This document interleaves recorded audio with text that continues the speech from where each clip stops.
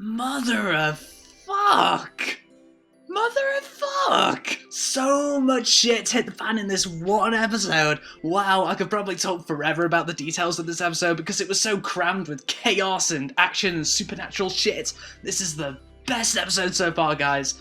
So in episode 17 of Aquarion Logos, Akira and Maya survive getting blown up by CYBERPUNK and they are forced out of the Logos world due to their mech being wrecked. But just before Akira and Maya are forced out, Akira's craziness spawns kanji, of which CYBERPUNK turns into a monster founded on conflict. This causes everybody in the real world to see each other as enemies, including the mecha pilots. Oh dear. So after the monster swallows up most of the pilots, Akira goes insane, uses the Logo's monument to summon the legendary mecha suit, and uses that suit to kick some ass. In the meantime, CYBERPUNK talks with a ghost for some reason, and also hints at what the Aquarion Logos title of the anime refers to within the anime. I know, right? That sounds like a lot for a 25-minute episode, and it was. It felt like a really fast-paced, high-octane sci-fi action movie. I even felt like I should have paid for like a £10 cinema ticket just to watch this one episode. So, after I've caught my breath, what was interesting about this episode is that the monsters are now powerful to the point where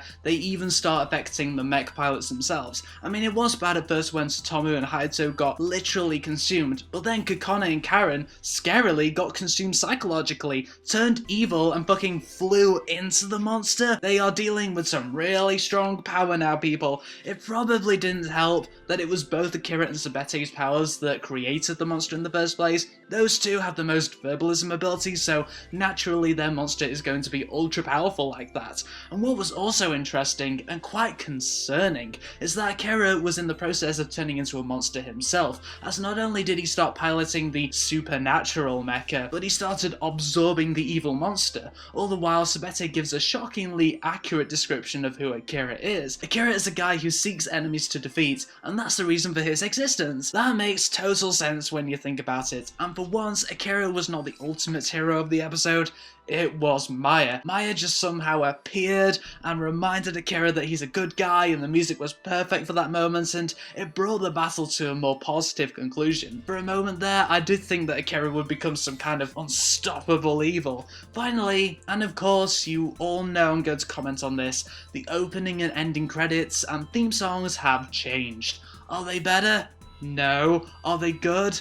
No, the opening credits are made of recycled footage and the ending credits haven't got that much to do with the anime. I mean, the mechs only operate in the Logos world, not the real world.